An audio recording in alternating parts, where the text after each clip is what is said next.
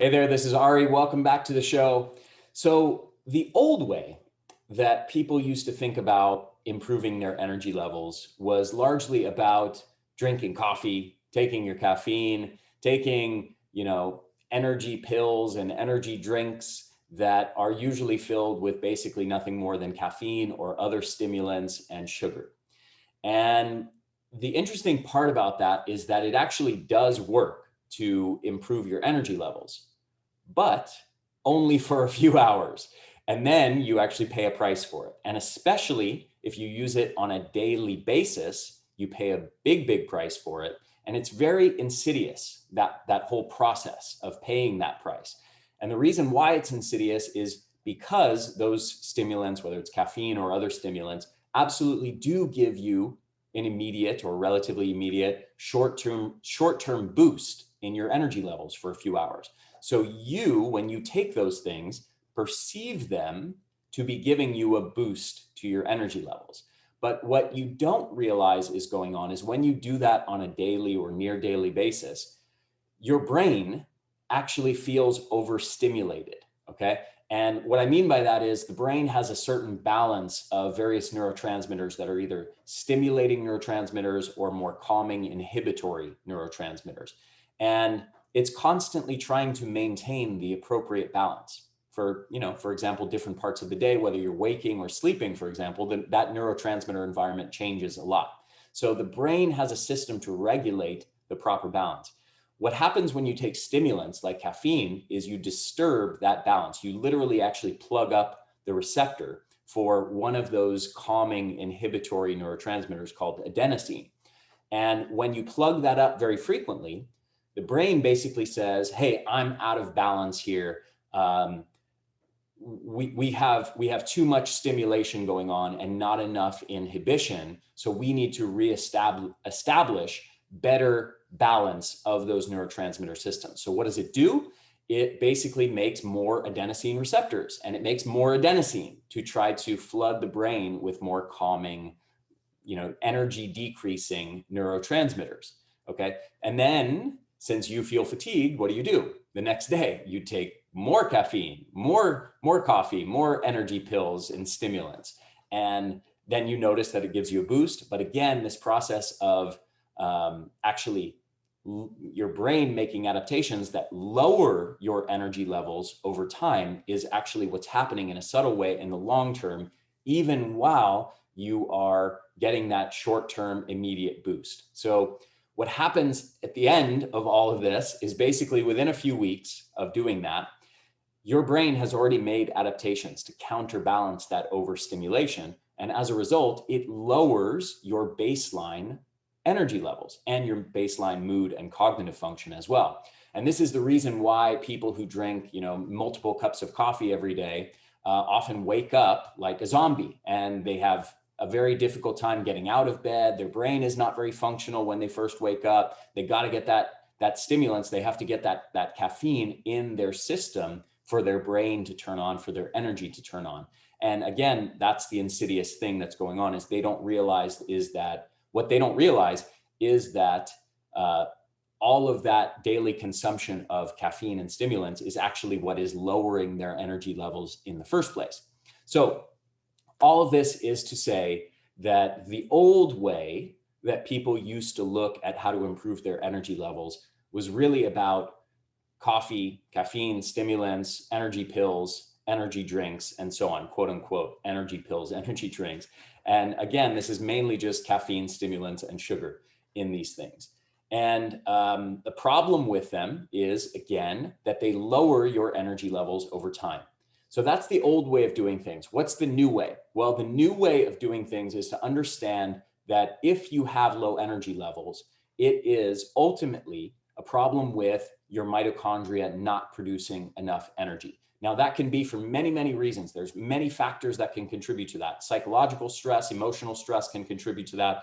Circadian rhythm disruption and sleep disruption can contribute to that. Toxins can contribute to that. Poor nutrition can contribute to that. Poor gut health can contribute to that. There's many, many different kinds of factors that can ultimately result in your mitochondria not producing enough energy. But ultimately, what the goal is, if your goal is to increase your energy levels, it is to switch your mitochondria back on, to build them bigger and stronger, to build more of them, something called mitochondrial biogenesis, to repair mitochondrial membranes, to provide the cofactors that mitochondria need to produce abundant energy. And all of those things is the new way to produce optimal energy. It's not about just pumping stimulants and sugar into your body and overstimulating your brain by disrupting the neurotransmitter balance or causing the release of stress hormones. It is about actually optimizing your own body's, your own cellular ability to produce energy at the mitochondrial level. And we have a formula called Energenesis that is the most powerful mitochondrial enhancing supplement on the market. And it is not about, providing an immediate boost of energy. You can take stimulants and caffeine to do that. This is about actually building up your mitochondria to produce more energy over the long term. So the difference is, while stimulants are actually lowering your baseline levels of energy over time, this formula, by building up your mitochondria, is actually building up your baseline levels of energy over time. So if you haven't already tried it, go to store.theenergyblueprint.com. Go grab yourself some Energenesis, try it out for 3 months. I think you're going to be blown away by the results. So with all that said, again, store.theenergyblueprint.com, grab yourself some Energenesis, and now let's get into the episode. Hey there, this is Ari. Welcome back to the show. In this episode, I am speaking with Heather Ardema on why a less is more mindset is key for optimizing your energy levels, and why simplifying your life can be one of the biggest things that you can do, the most powerful things you can do to improve your health and energy levels. Enjoy the episode.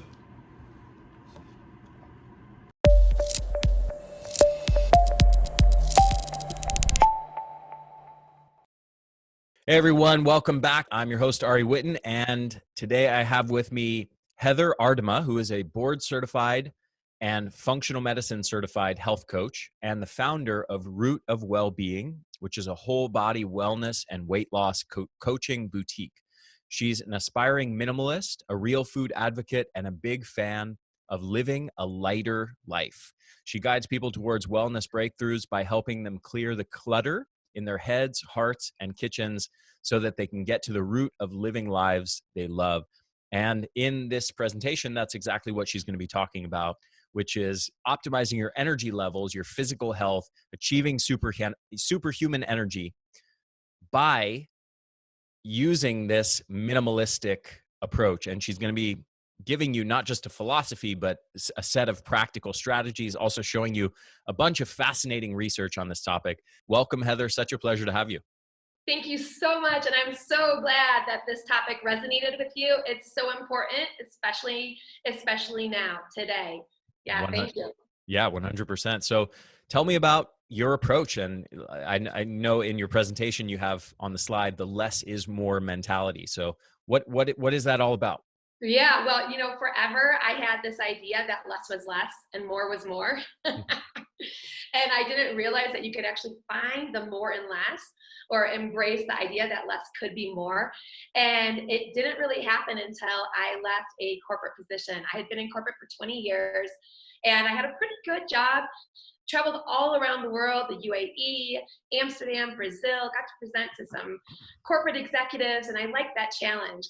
And I also had a health challenge, and I had changed my diet and lifestyle and kind of healed myself. And there came a time where this corporate job that I had, this job that everybody else told me, oh, Heather, you're so lucky you have this job. You should really appreciate it. This job felt like clutter to me, Ari, because I knew I needed to be doing something else. I knew I had a bigger impact to make in a totally different field. I wanted to get into the wellness field. And so I left that corporate world, and I left that corporate paycheck, and I was the breadwinner, and we had to shuffle a bit at home. So I've my husband, and we've got 2 boys, they're 8 and 9, and we went from a very comfortable living, and all of a sudden it was this kind of like this forced minimalism. Mm. And I had to realize that no, I don't get to just buy everything I want to buy because I'm kind of automatic behavior. Somehow it's ending up in my cart. I actually have to pull back and be more intentional. And Ari, this has been one of the greatest gifts of my adult life, is learning how to be intentional, learning to find the beauty in this less is more mentality.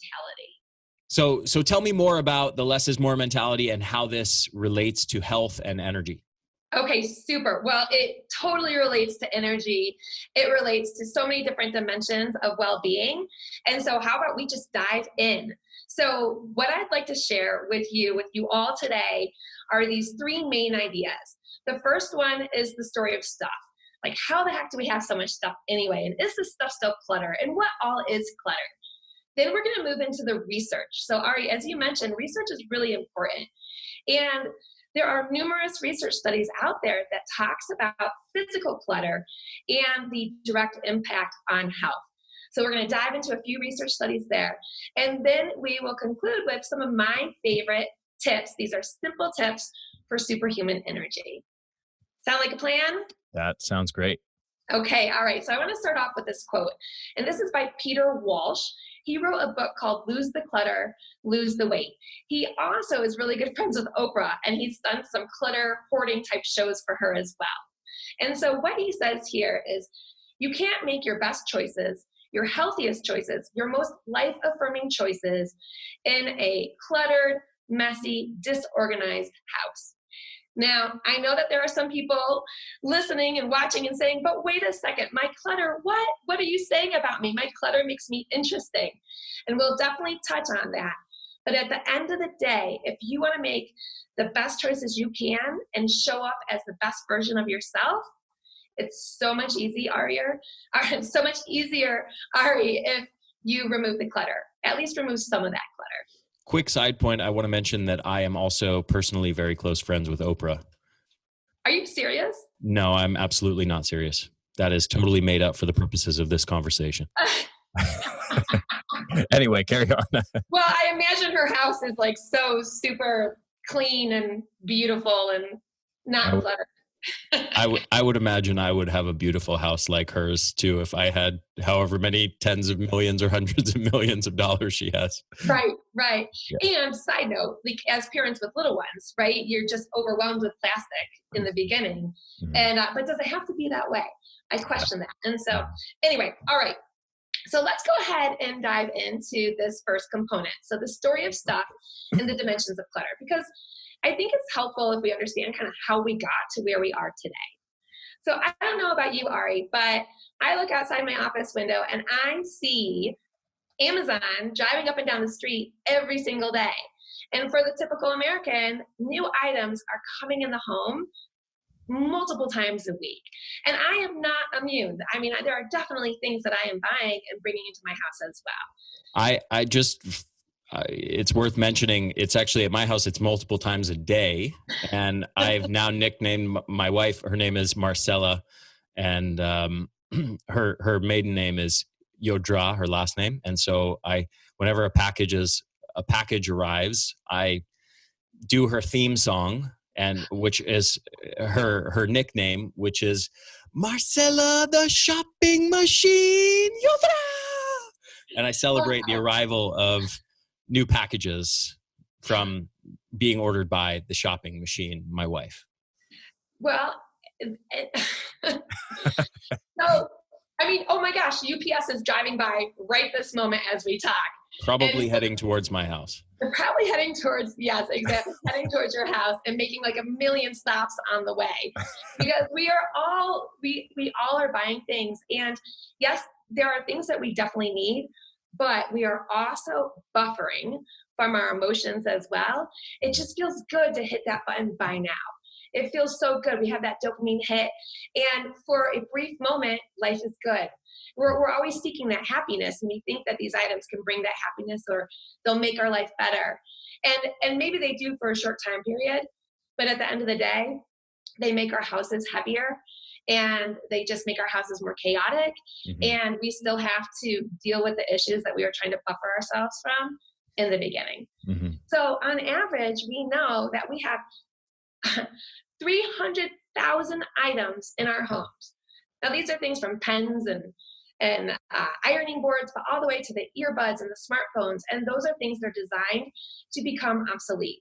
There's actually a term for this, Ari, and it's called planned obsolescence. Something that I hadn't heard before, but it's like, oh, it makes so much sense, right? You know, I get a new iPhone and all of a sudden I need new earbuds, right? Because the old ones won't work. And so we end up collecting and collecting and collecting so much that we've got this equation that's out of balance. So we have new things coming into the house daily.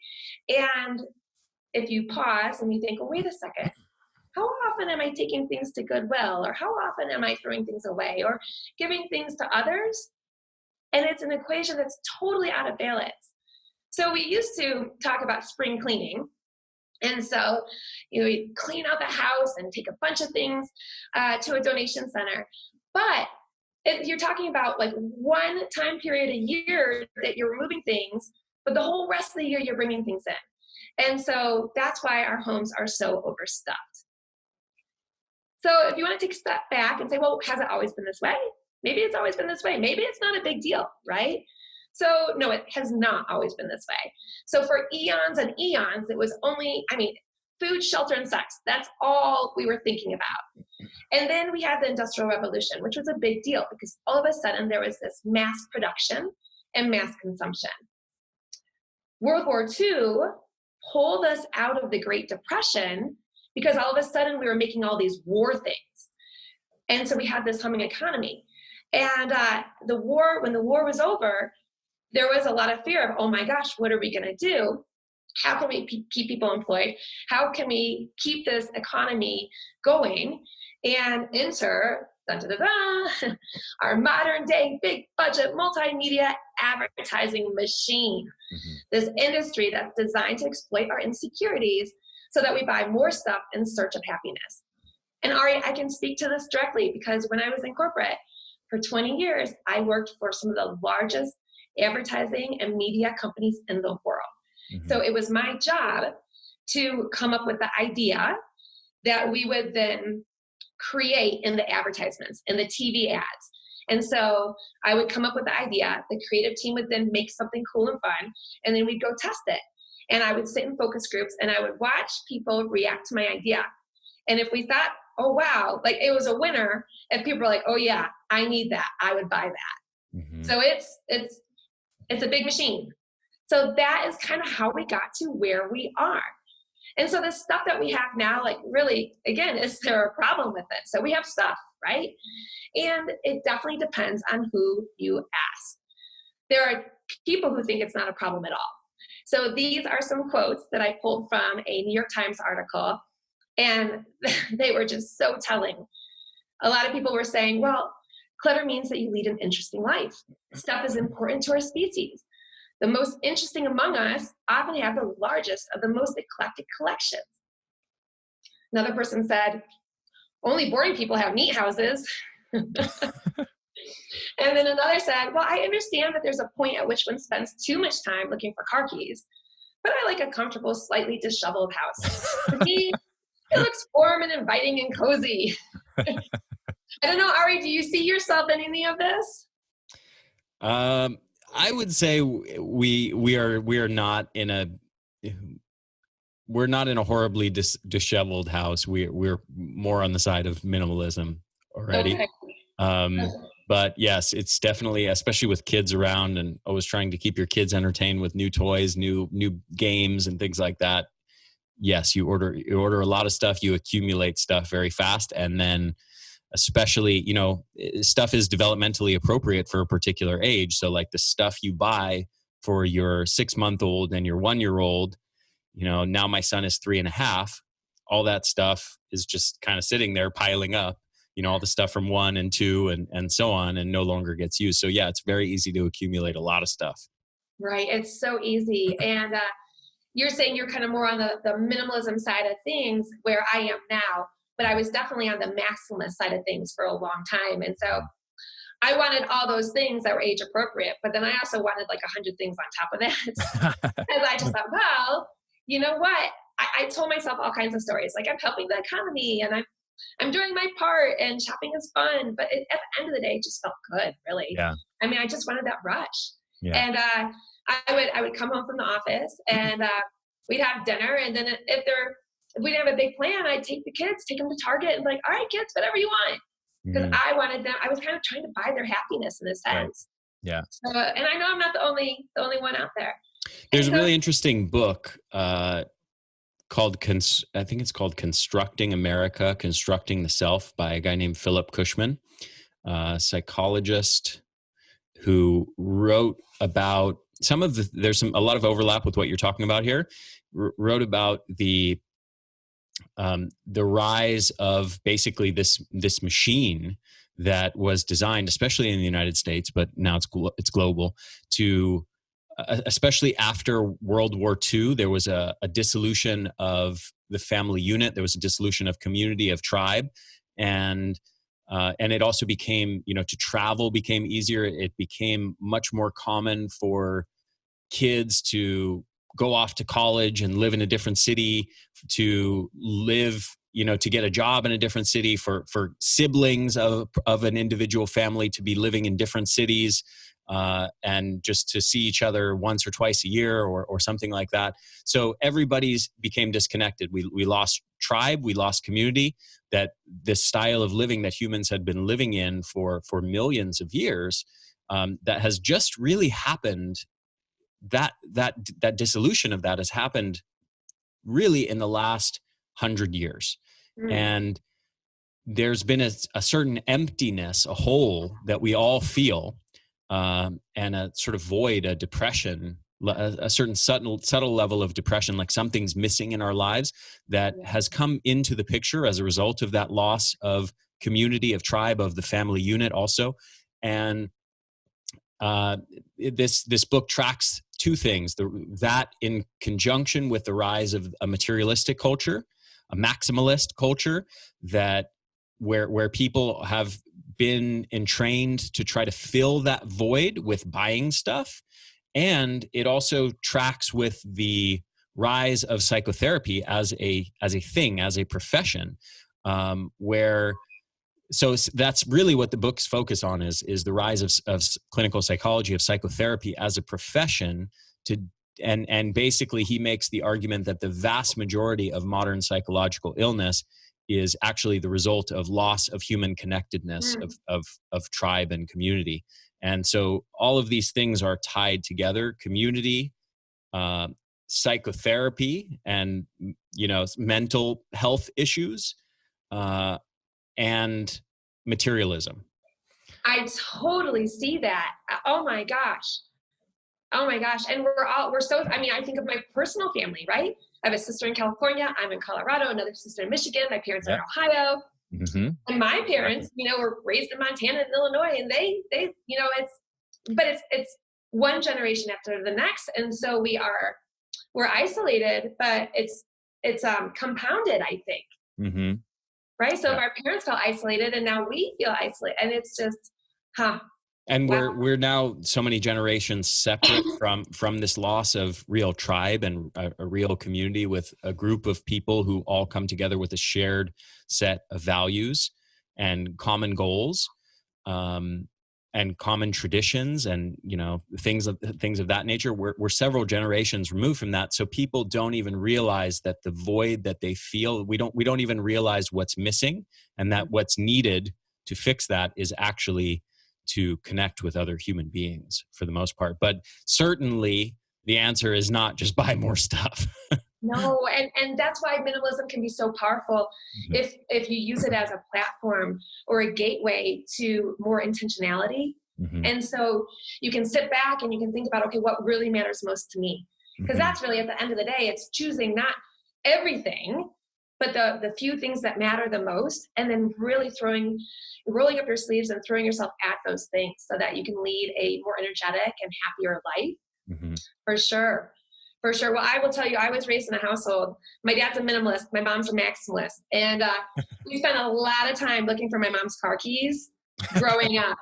It was daily. I'm not joking. I mean, it was daily. Or the wallet. The wallet was always missing as well. Right. The sunglasses, the purse, everything. And I decided, I knew my tendency was to be the maximalist and kind of to set my things down wherever, and so things didn't have really a designated space. And then I said, I have to pull back from that. Even though that's my nature, I want to be intentional and I want to live differently. And I want to have a different outcome. And I do, because I've decided to embrace minimalism. So you see here, Ari, we've got, another person saying there comes a point where the interesting clutter becomes a problem under which my energy is buried. Mm-hmm. And so it's really true. And for those who think that clutter makes them interesting, listen, I'm not saying that you have to remove all clutter. Have one room in your house, your office maybe, that's cluttered. If you want clutter, have one room, but the whole house doesn't have to suffer, mm-hmm. nor do the other people living in the house. Do they need to, have to suffer? Have your little spot that's cluttered if you feel you want that, but then make sure the rest of the home or the rest of your working space, make sure that is calming and peaceful and serene so that you can really show up the way you want to. Mm-hmm. All right. So we're talking a lot about stuff, and we're talking a lot about physical stuff. And so really, what is clutter exactly? So here's a quote from Joseph Ferrari. He's a professor of psychology at DePaul University in Chicago. He studies clutter and the connection it has to well-being in general. And he says, clutter is an overabundance of possessions that collectively create chaotic and disorderly living spaces. So I look at that and say, yeah, that makes sense. But clutter is not just tangible. It's not just physical. Here is another quote by Peter again. So host of Oprah's Extreme Clutter and the book, Lose the Clutter, Lose the Weight. Clutter is anything that stands between you and the vision you have for your best life. I think that's incredibly powerful. And yes, clutter is so much more than the physical. So what I did is I reached out to my tribe and I said, what are the types of clutter that you're dealing with? Physical, mental, emotional. And here are some pretty big categories of what I got back. And so there's a lot here. And artificial ingredients, that's clutter in your body. If you've got food that has a lot of ingredients, we look at that as clutter. And so many different things here. And I'll talk about just a handful of them. The golden handcuffs. So that's a term for people that are in a job that they don't love, but they feel like they can't leave because their shopping behavior would not be supported if they did leave. And so they feel trapped. And that was me. I mean, for 20 years, I had this corporate position and I did enjoy it, but I knew that there was something bigger for me. And I really had to face the reality of, wow, what could life possibly be like if I decide to say goodbye to this security blanket? Mm-hmm. And if you don't ever leave and you don't ever follow your truth, Ari, it's clutter. You're doing a job that you don't love, that's clutter. Shoulds. So a lot of people say, oh, I should do this or I shouldn't do that. And that's mental clutter in the head. And we try and create these impossible situations and then feel bad because we can't achieve them. One woman said, I should have done better so my husband wouldn't have cheated on me. That was a thought that was clutter in her world for 30 years. She moved through that thought, and thank goodness that clutter, that emotional clutter is no longer with her. There's also the idea of being too much, right? You have low self-worth, and then you have the opposite end where you really like yourself and you're really confident, and people are telling you, oh, you're too much, you're too loud, you're just too much. And if you believe them, that's some more emotional clutter. I have another client who actually told me she has decades of pictures in her basement, and it's physical clutter because she wants to get rid of them. But it's also emotional clutter because when she looks at those pictures, she feels betrayed by the lies that they tell. It looked like it was a happy family. And she said we were anything but. And so she's struggling. She's like, I know I want to get rid of these, and I know that my life will feel lighter. I'll be more energetic once I can. So these old wounds, these, maybe a wound is somebody talked about your weight as a child, or maybe a friend decided, she or he no longer wanted to be friends with you.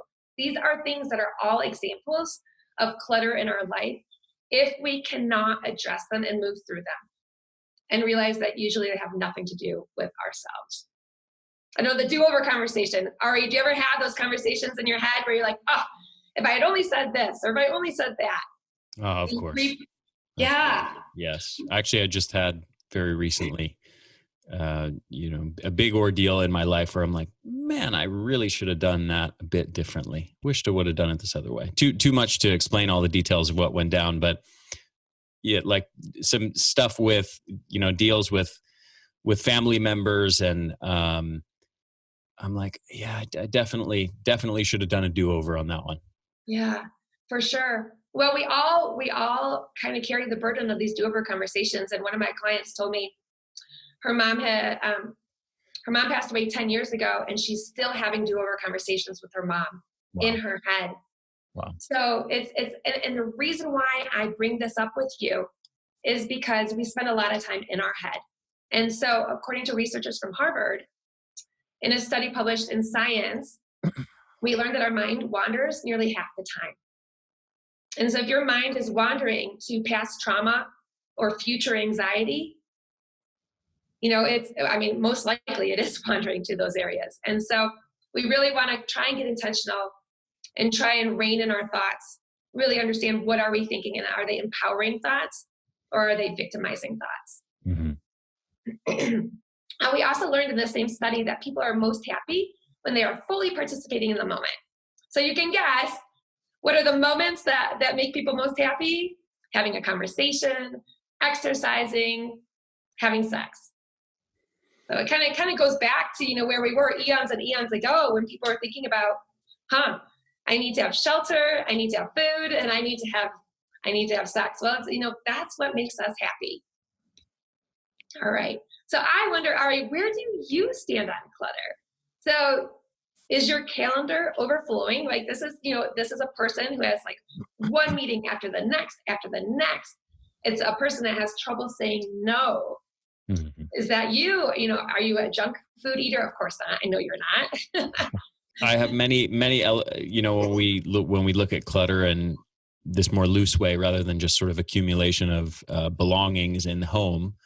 But yes, there's an accumulation of lots and lots of things, more work and more projects and more things that I'm invited to participate in, and, be a speaker in certain things, and collaborate on certain projects, way more than I can possibly do. And I even have way more emails that I get every day than I can possibly respond to. So there are many. I mean, I have to hire somebody to go through my emails and answer, filter out the most important, most urgent ones and answer those on my behalf, so that I can try to not have so much clutter, but it still piles up. Right. And if you tried to be everything for everybody, you'd have nothing left for yourself or your family. Most definitely. Right. So that's kind of the emotional clutter, or just the clutter in our calendars, the non-tangible. But then we also have people clinging to things. So not only buying a lot of things, but then once they have them, it's really hard to let go of some of these things. And sometimes it's for sentimental reasons, like, oh, so-and-so gave this to me, and I would feel bad if I got rid of it. Or sometimes people think like, well, I might need it someday, so I better keep it. Mm-hmm. But those are all just stories that we're telling ourselves. So I have to remind myself, sometimes when my mom comes out to visit, she wants to give me a lot of things. And there are things that I definitely like, but I don't like everything. And it's one of those where it's like, okay, if you have things coming into your house, it does not make you a better daughter, a better sister, a better son or friend if you keep things. It doesn't. Things don't have any meaning whatsoever. And the only things that have meaning are people. And so be careful. I would just say be careful of the meaning that you give to things, because if you start to give them a lot of meaning, then they will start to control you and control your life. Mm-hmm. Well said. So the second area that I want to dive into is really what the research says about physical clutter and its impact on our health.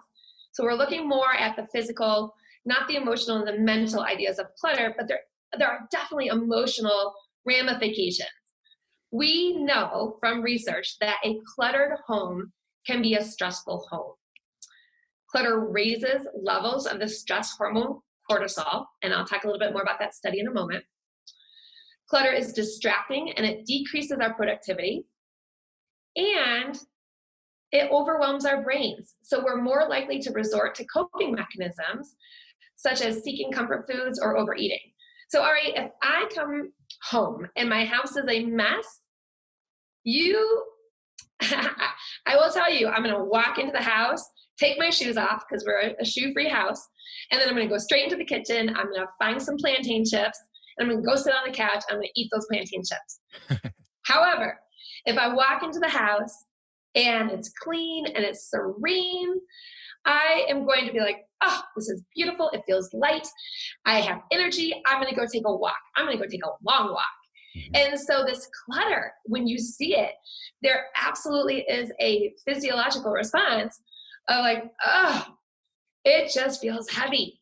And so I want to talk about this first study. And so this is a study that was in the Personality and Social Psychology Bulletin. And what they did in this study is that they talked to families that had dual income earners, so a mom and a dad. They all had kids, 2 or 3 kids, and everybody had a mortgage. And they went into these homes, and it was a large Californian city.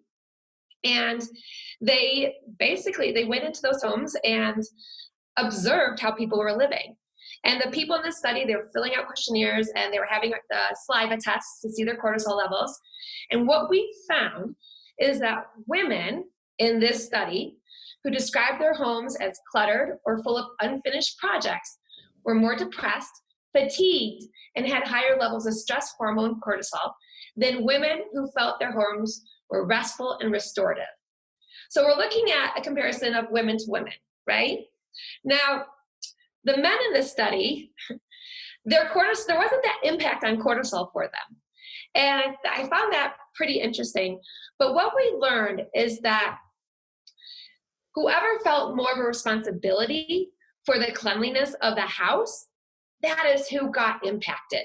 And so now this is just for eons, women have felt more responsibility on making sure the house looks nice, and socially, if somebody comes over, we want it to look good, and the men generally are like, it's all good. And so that's why I wanted to show you the difference between women and women here. There were some men that were impacted by clutter, but not nearly to the extent that the women were. And also, one more note here. The women who were more depressed and fatigued and impacted by the clutter also talked about the impact clutter had on their relationship with their spouses. So there's also a spousal relationship. And I've had numerous clients tell me as well, now this is not a longitudinal study or anything like that, but just in terms of just their words to me saying, oh my gosh, if I can address my clutter problem, my husband it's going to be a really big deal. It's going to improve our relationship so much. Yeah. And so that's where we start, is with the clutter. Now I'll tell you, I think I mentioned before, my dad was a minimalist and my mom was maximalist. So my dad is definitely, I think his cortisol would be impacted more than my mom's. So it's not just, black or white, one way or another. But if you're feeling that responsibility, and typically women are, this is what happens. In a study in the Journal of Neuroscience, we found that looking at too many things at once will overload your visual cortex and interferes with your brain's ability to process information. So it's the idea that there's just too much coming in, too much chaos. And so how can you think straight? How can you be calm when the environment around you is not calm? WebMD will say, well, yeah, of course. So getting organized, if you've got this mess, getting organized has the ability to give you that much needed energy boost. So if you're feeling sluggish and you're like, I still have 4 hours of work, but I'm just not feeling it. If you pick up a few things in your immediate surrounding, that could be just what you need for an energy boost to get you through the rest of the day. On a side note, we're in the midst of, as we're recording this, we're in the midst of the early coronavirus panic. And I just read a report of a guy who went to all of the grocery stores and, Targets and Walmarts in his city, and basically snatched up all of the hand sanitizer that was there. And I think something like 17,000 bottles of hand sanitizer that he purchased, and had this all stored in his house. And he was planning, I think, on selling it online, selling it on Amazon, but then I think he got stopped from selling it online somehow. So he's got 17,000 bottles of hand sanitizer in his house, which, you want to talk about clutter. That's a pretty extreme example of it. Oh my gosh, that is so extreme. And then guess what's going to happen? Because he's not going to be allowed to sell it. And he can't use all of that clutter, through the rest of his life. And so his kids are going to have to deal with his clutter. And that's what happens so often, Ari, is that if you have a lot of things, it's hard to go through them. So you don't want to. And many people, they end up leaving it for their children to figure out, Right. which is a big bummer. Yeah. Like a really big bummer. Nobody wants, if you don't want to figure out your clutter, nobody else wants to go through your clutter either. So with this, this third study, this is one of my favorite studies, and it's from psychological science. And what they found was that being organized can actually have a positive impact on what you're eating. So what they did is they split the respondents or the participants into two groups. I believe these were college age people. They split them into two groups, gave them a task, and half the group worked in a messy office and the other half worked in a very clean, pristine office. They gave them the same amount of time to do the work, so they were just filling out forms. And then upon leaving, they offered them an apple or a candy bar. Well, do you want to know what happened? Mm-hmm. So those who worked in the clean office were 2 times as likely to choose the apple over the candy bar. Yeah. Your surroundings have such an impact on your choices. Yeah. And the crazy thing is it's so hard to notice because we don't have the control experiment, the control group in our own lives as individuals. So we live in the same cluttered space on a day-to-day basis. And it's really hard for us to even notice how our behaviors differ or our energy levels differ or our decisions about what to do or not do differ if we were to be in a non-cluttered environment. Yeah. But you know what's interesting? You don't see your own clutter. It's harder to see your own clutter. But if you were to go into a friend's house, it would be so much easier to identify, oh, that's clutter, that's clutter, that's clutter. And it's because you have no meaning created for your friend's belongings. Mm-hmm. You only have the meaning created for your own, which is why it's so much harder to see it as clutter. Mm-hmm. But these things, they are our energy zappers. And so if you want to have superhuman energy, it starts with identifying like, okay, what are the things that are holding me back? And often it's this physical, tangible clutter. Yeah. Yeah. So profound and such, I mean, we, and when I say we, I mean, me very much included, am so focused on, we're so focused on the biochemical aspects and the physiological aspects of what's going on in our body, nutrition, lifestyle factors, how those are interplaying with our biochemistry in ways that contribute to optimal health or longevity, disease prevention, and energy levels. But we often don't consider something like how just the physical clutter of our environment is affecting our brain function, our mood, our energy levels. Right. It's something we overlook. And it's so easy to overlook, but it's one of the most simple things that you can address. It's like my husband likes to ride his bike. So he used to race professionally. And it was always about, okay, well, if you can't buy a lighter bike because you bought the lightest bike possible, then you have to take off a pound or two. And that can be so hard. And well, actually, that's so bizarre. I was thinking that totally related to this. And I guess it doesn't relate as much as I thought it did. How funny. But it's the idea of, gosh, it might feel hard to get rid of some of that clutter, but it's the easiest thing to do. Mm-hmm. And that's where the bike comes in. It's like, you can't buy another bike. So the easiest thing to do is lose that pound and a half, for the bike racers. Mm-hmm. And for your house, you want more energy. Okay, there are definitely important things to do, but some of that low-hanging fruit is to adjust that physical clutter, at least in your entranceway, right? Like just have that area be calm and serene, and then move from there. Absolutely. So what, I think the research is profound on this topic. I think it's clear that clutter is clearly damaging our health, our mood, our brain function, our ability to make good decisions about, for example, what to eat, or, whether we should go for a walk or consume a candy bar, or, all of these things, our ability to be productive, our energy levels, and so on. What should we do with this information as far as practical strategies to clean up our lives of clutter? Right. Okay. Well, that's the good news, because we can do something. And so, have you heard of the blue zones? Yeah. Have you heard of that before? Okay. So these are certain areas around the globe where people live longer than expected. And there are certain commonalities.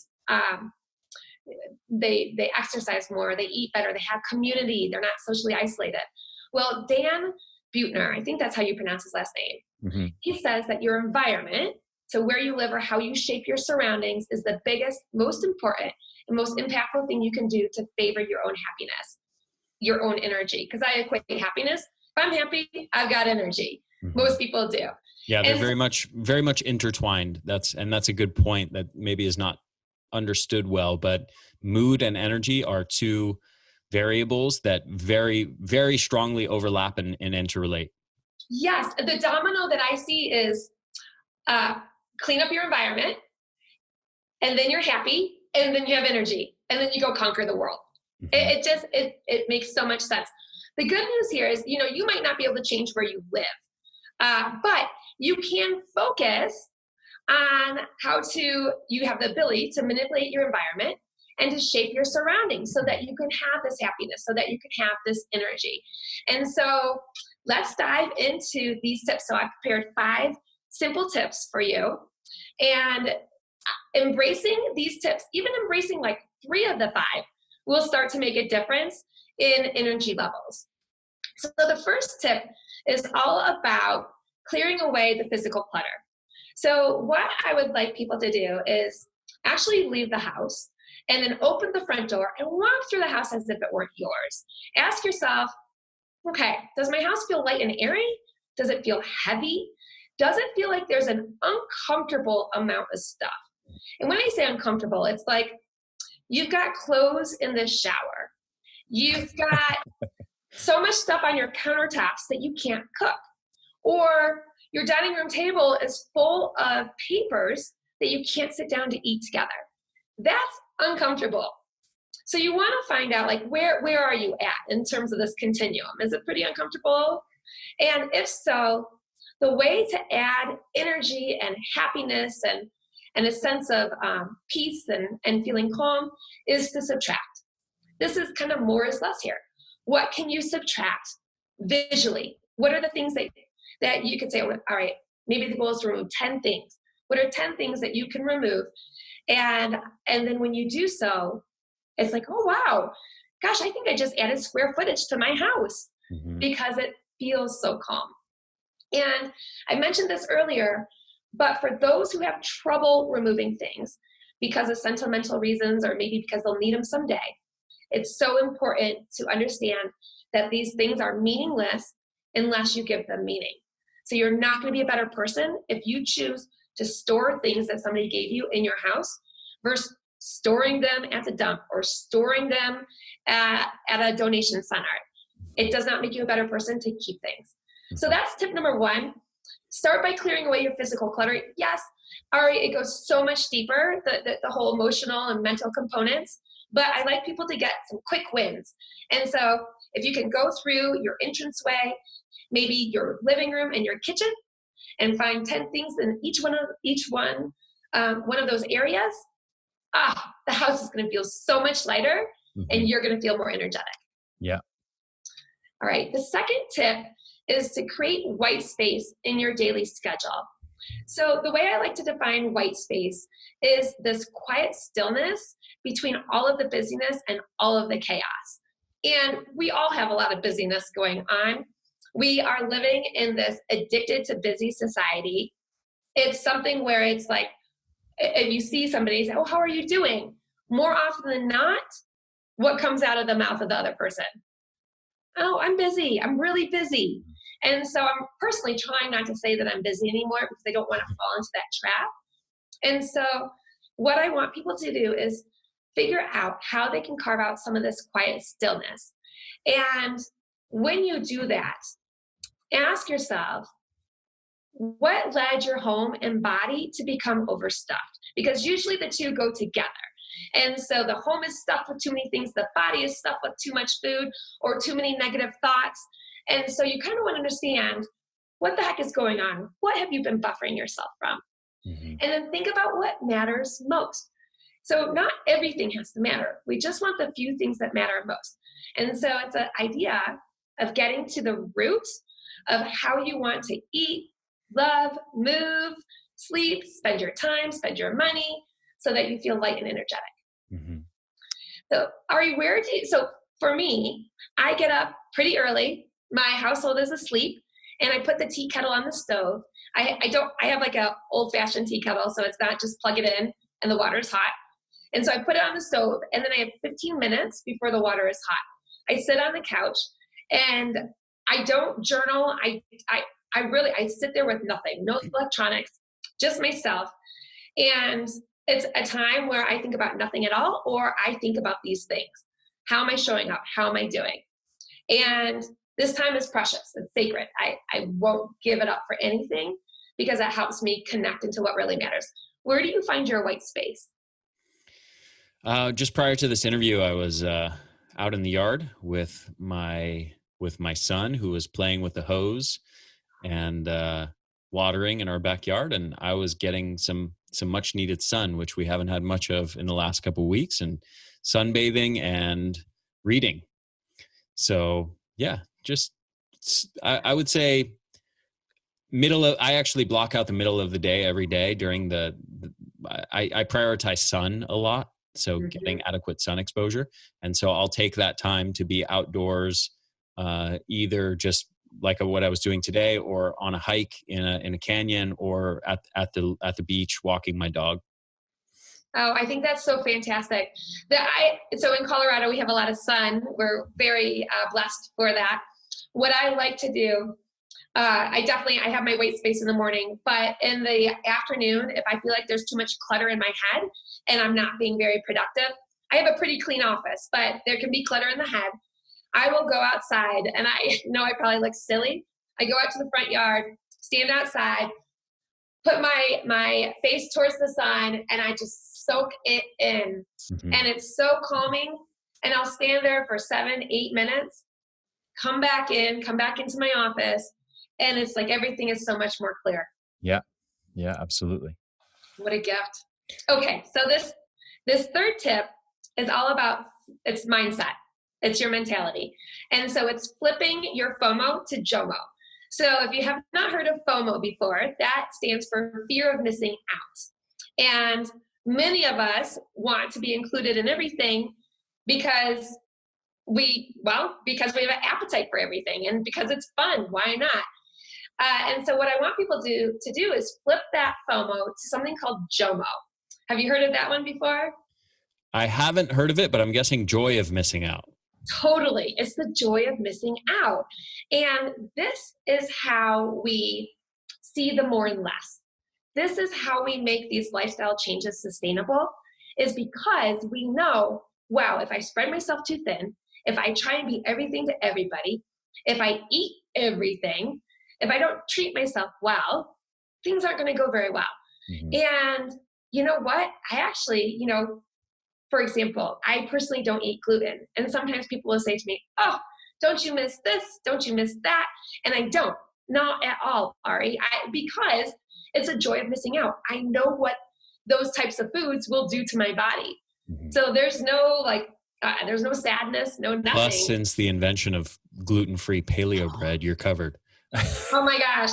And at our home, our boys are 8 and 9, and once a month, we do a bake-off. And last month it was bread. And so we made 4 different breads, and everybody made their own bread. As we do a lot of baking. So you're right. I don't miss the gluten stuff because I have better. Actually, that's the next point. go for less, but better. So it's quality or quantity. So I'm still eating bread. I'm still eating those types of things, but they're so much better. They're fewer things, but they're better things. And all of these are fueling me with tremendous energy. I don't drink caffeine. I'm not against caffeine, but I am pretty energetic naturally.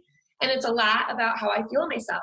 I always choose less, but better. Your energy is a testament to your minimalist philosophy. Yeah. Yes, because before I felt so bogged down and I was hiding behind all the clutter. And now I don't have anything to hide behind. And so it's like, well, better make some really great choices that are going to make me feel great. Yeah. And so this third point, so this is something that I'm still learning. It's called the slow yes and the quick no.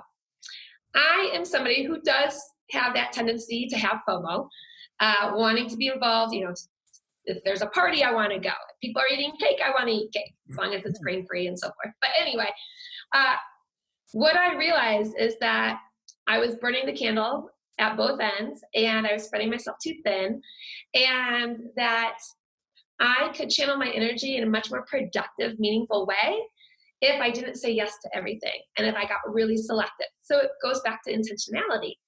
And so now I say yes, but only to those things that really matter. And that way my calendar isn't heavy with too many engagements. And it's also the same with my body. Because I'm selective with my menu, my body doesn't feel heavy with all of these cheap, sluggish ingredients. My body feels light and strong and lean. And so all of this has been able to happen because I have adjusted my mindset and said, you know what? I'm going to see the more and less. I am going to flip my FOMO to JOMO. Mm-hmm. All right. The fourth tip here is to do 1% better today than you did yesterday. Have you read the book Atomic Habits? Yes. Okay. So you'll know in the beginning of the book, what the author talks about is this example where there's a pilot who's in LA and he sets his coordinates of the plane for New York. And if you change those coordinates by only 1 degree, you'll end up in Washington, D.C. Mm-hmm. And I thought that it was a brilliant example because sometimes we have this mindset, it's all or nothing. I have to go all in, or if I can't get an A+, then why should I even try? And so I think there's really a huge amount of power in these micro steps. And so what I like to say with the people that I work is that, listen, what you've been doing is like a C. And you do not need to get an A+ to make lifestyle change. You just have to do 1% better today than you did yesterday. And so what does that look like? It's like a B-. That's all, a B-. And you're going to end up with more energy, more happiness, and life is going to be better. Mm-hmm. And so try to do just a little bit better today than you did yesterday, and you'll accomplish your goals, and that vision you have of well-being and wellness and energy can really come to life. I also like to say, don't white knuckle change. So this is part of that B-. So if you're trying to do things perfectly, that's not sustainable. You have to build in your splurges or your exceptions in life. And so I like to tell people, yeah, it's a lot better if you can go to bed early every single day. But if you want to stay up every once in a while and watch a movie with your husband or your wife, and you're going to bond and it's going to feel good, like, yeah, build in that kind of splurge. Build in, a healthier ice cream every once in a while. If that's something that can help you keep focused on your goals. And then I say, watch out for the mental and the emotional clutter. So there's a lot of self-inflicted drama that happens. And we have old stories that will come up. So anytime we're trying to make changes for the better, you've got that inner critic inside that is going to be saying, yeah, but you failed before. Or, I don't know, is it really worth it? I mean, really, that critic is that primitive brain. But we're so fortunate we've got that prefrontal cortex. And so we can say, oh, hush, hush. And you know what? I'm not going to listen to you, mental and emotional clutter. And I'm going to keep my eye on the prize. And again, it's just 1%. Mm-hmm. So we don't have to make it heavier than it needs to be. This can be really light and really fun. Yeah. My last tip is to keep things simple. So when in doubt, always try and simplify. So embrace this less is more mentality. More stuff won't make you happy, but what will make you happy? More energy, better relationships with others, a more intentional life. Those are the things that will make you happy. Also know that your freedom, your energy, your happiness, all those things really truly are buried underneath the clutter, the physical clutter and the emotional and mental. And then the third aspect is that know that you'll have so much more energy if you do make that course correct. And so the challenge is, gosh, go find those 10 items, put them in a garbage bag, get it into your garage. That's it. That's all we're asking for right now. And then maybe the next day, carve out a little bit of that white space and really think about, okay, you know what? I'm going to make a change. The time is right. And here's what I'm going to start doing. Make sure you take that mindset and you flip it.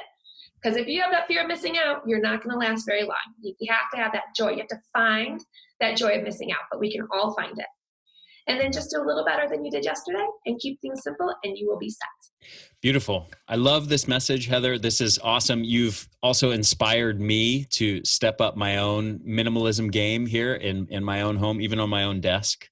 I tend to accumulate a little clutter around me. So thank you for this. Thank you for sharing this information. I think it's so important and stuff that is just not talked about, and people really don't understand the connection of this stuff to physical health and energy levels and mood. And it's just critically important information. Thank you so much for coming on the summit and sharing this information with all of the listeners. If somebody's interested in working with you or following your work, where should they do that? Absolutely. Well, it's been my pleasure. I've enjoyed this conversation, Ari. It's so much fun. So thank you for having me. And people can go to Root of Wellbeing. So rootofwellbeing.com is my website, and all my social media handles are the same. I do Facebook and Instagram. Those are the two that I'm on. And yeah, that's where I am. So I would love to share more energy tips and minimalism tips. And I do so in those social media places. Beautiful. Thank you so much, Heather. Really such a pleasure. And to everybody listening, hope you enjoyed this interview. I'm as much as I did personally. I think it's just fascinating information. And I truly, genuinely feel inspired that I'm going to go clean up some of my clutter in my house right now, actually. So hope you enjoyed this interview, and I will see you in the next one.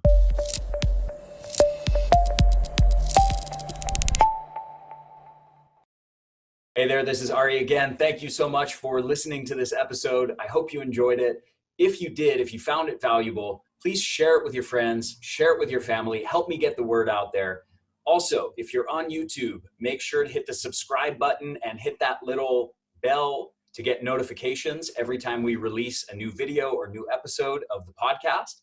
And if you're listening to this, make sure to subscribe to this podcast on iTunes or on your favorite podcast app. Thanks so much for supporting my work at The Energy Blueprint. I hope you enjoyed this episode. I will see you in the next one.